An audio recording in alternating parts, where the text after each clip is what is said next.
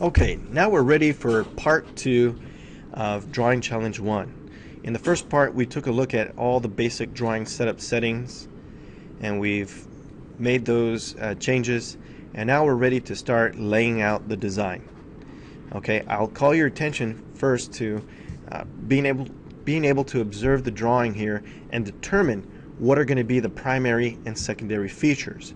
I also want to share with you a technique that you can use to help you lay out your designs.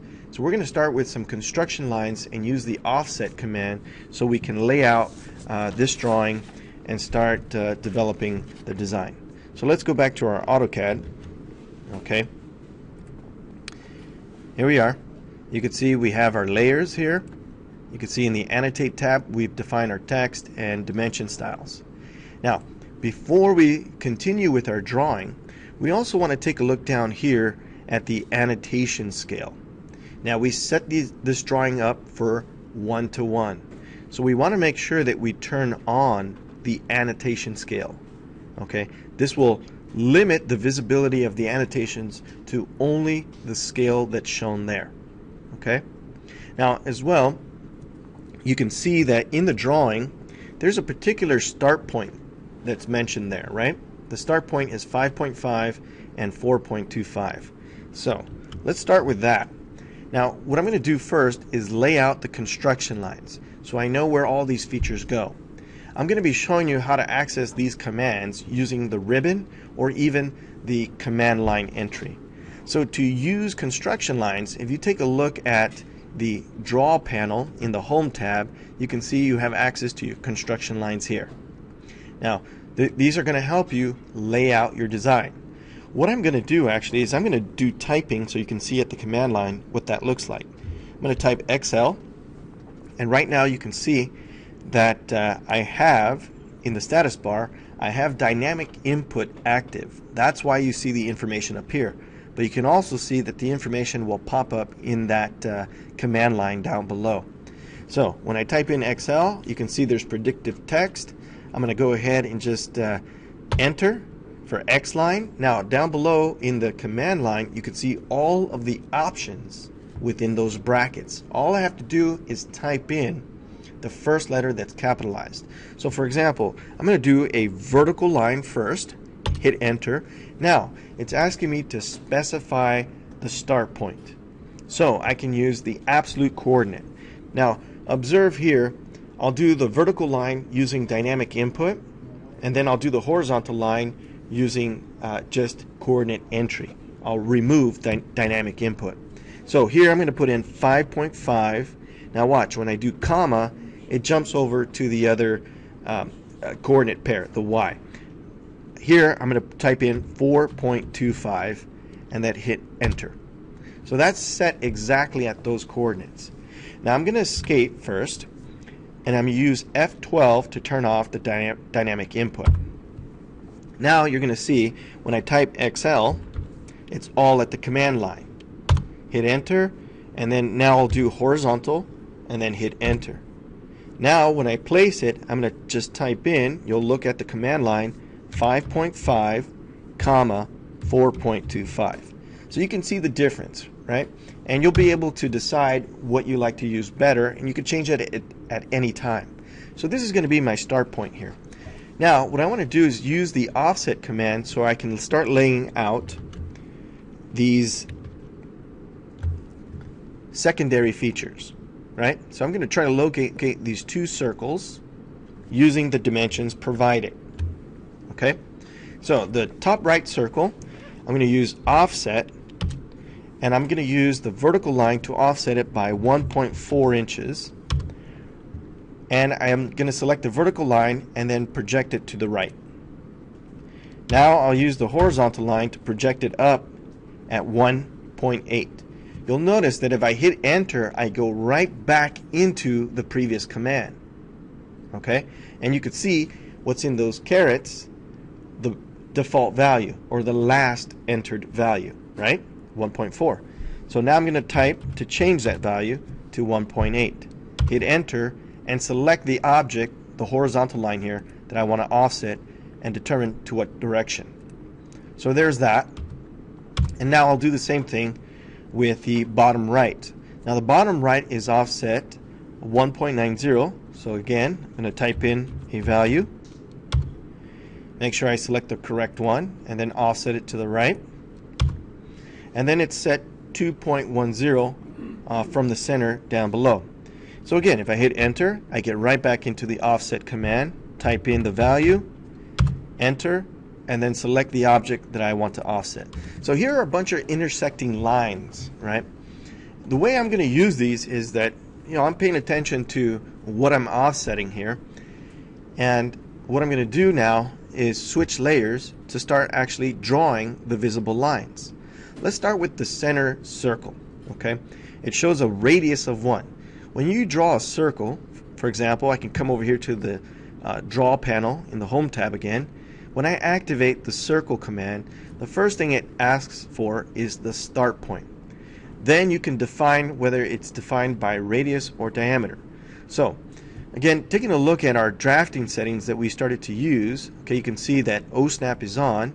That's what's going to allow me to precisely snap to intersections or midpoints for construction lines that I set up. So I can just click, and you can see now as I drag the mouse, you can see in the command line that it's asking for the radius, or I can change that to D and define the diameter. My radius here is 1, so I just type it in and then hit enter. There's that circle. Now as I go on to draw the second circle, you can see that the top right and the bottom right circles are the same size. Okay, so I could either input them twice or create one and then simply copy it. Again, if I hit enter, what happens? I go into the previous command. So first thing I want to do is specify the center. There it is. And now it's prompting me to define the radius. I just input it as 0.38 and then enter. Now again, I could just create another circle here, or I could do this. Now let me show you another way to access your commands and create geometry. If I select existing geometry in the drawing area, what I can do is right click in the drawing area, and then you have these modify commands here that you can access. I'm going to use copy selection. When you copy or move a selection, you're going to do this based on a base point. Okay, so if I copy the selection, you can see the command line, it asks for the base point and then the second point. Here's my base point, and then here's my second point. Okay, now you can see I can continue creating more copies of the same geometry, but to stop this, I'm simply going to escape to cancel. Okay, now as we proceed, I got the primary features and the secondary features. The next thing I can see is I have a polygon there. A polygon whose side is defined by a radius of 0.75. We're going to call this a circumscribed polygon. So how do I access polygon? If you take a look at the draw panel here, you may not see it, but if you use the flyout here, you can expand it and you can see that there's more selections here, right? So what you'll want to do is you want to take a look around and see where the polygon is located. This is how you're going to get familiar with the interface. So here's our polygon. First step is to define the number of sides. I have an 8-sided polygon, so just type that in. And then you'll see here, it says specify the center of the polygon. All polygons are defined by center and radius. I'm going to click right here again. You'll notice that I could also go over the side of the circle, and at any one time, you'll notice that all of these other snap modes are functioning dynamically. But what I could do here, if I wanted to be very specific, I could do this. I could use Shift, right click, and then pick. Focus my O-snap to, let's just say, center. So now you can see only the centers are being identified here. Okay? So I'm going to click on the edge of the circle, and then it's going to ask me, is it inscribed or circumscribed? So you really have to pay attention to the sequence of all the commands. I'm going to type C and then enter, and now look at this, right? You'll notice that now it's prompting me to specify what direction, right? And also the radius of the circle. So I want to make sure I establish the direction correctly, and then just simply type in the radius of the circle, 0.75. Okay, and there's your polygon. Now, the things that are remaining here include the tangent lines and the tangent arcs. So let's take a look up here in the upper left corner. I'm using the middle scroll button to zoom in, right? You can zoom out or zoom in by rolling the scroll wheel. Now, in order to do this as a tangent line, here's what I'm going to do. I'm going to start with line, okay? And once again, what I showed you just before is use the pop-up object snap. Because here, can you see tangent? Nope. But if I go shift, right click, I can specify tangent. Now look, you can see the tooltip there, right? Anywhere in this quadrant. It does matter what quadrant of the circle you select, right? So I'm going to go somewhere in this quadrant, click. Notice, as I drag the mouse, it stays tangent. So if I want to be tangent over here, I got to do the same thing. Shift, right click, tangent, anywhere in this area. Notice, see how it jumps to tangent automatically and escape. Alright, now another way that we could draw, for example, here I'm going to do just a line so I could set up for a fillet corner. I can start with line, and notice that I can snap to the quadrant. Now we're going to show you polar object snap tracking. What this means is, you can see here I'm tracking polar 270, but as I hover over another object, here's the quadrant of that object, and now as I pull away, now I'm tracking to that object's snap mode. So here is the polar intersection. That's very easy to establish, and escape to cancel the command. Now what I can do in order to create that radius there is actually use another modify command called fillet, right? It has a sister command called chamfer. So this is how you can create angled edges or rounded edges. I'm going to use fillet, and once again, take a look at the command line. What you want to do first is you want to define the radius and then the objects that are going to create the fillet arc. So type R, enter, and we're going to do a radius of 1, enter, and then we can select the objects that we're going to use to create that tangent arc. And you can see automatically it trims. Okay? Now we can take a look at this corner here, and what we have here is we have a tangent arc. Now there's a variety of ways that we can do this. First, let me show you the geometric way to do this, geometric construction. Okay? What we know about tangent arcs is this, right? If I have an arc that is tangent to both these circles, then the distance from this circle to the center of the arc is equal to the radius of the arc, right? And the arc radius that we're trying to draw is 1. So look at this. Look how I do this. I'm going to use the offset command and input 1. I'll offset each of the circles that the arc is tangent to. And what do I get, right?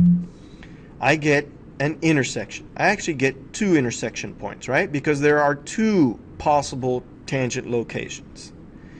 Now, what I can do here is I can use circle and simply start right there at the intersection and create a circle of radius 1. By definition, that circle is tangent to both those other circles, right? This is geometric construction. This is what you would be using if you had a compass, right? Now, how do I fix this, right? How do I clean it up? Well, get rid of the, not that one, the 2 circles that you offset. Just select them and hit delete. Okay, but I still have the rest of this circle here. Well, now we can take a look at the trim command. And with the trim command, what you want to do is you want to select the edges that you will use to cut. Once you select those edges, hit enter, and now you can select what part you want to cut. We want to cut this side right here. And there we go. Alright, so one more time, let's take a look at this. This radius arc here is 150. If I offset 1.50, right, I can offset each of these arcs here. Let me show you a different way. Let me escape and show you a different way. If you take a look at the different ways to draw a circle, just as there are different ways to draw an arc, you should explore these. You'll be required to know how to use these options. If I look at circle here, there's an option here in which I can use tangent, tangent, radius, right, to create the same type of object that I created previously.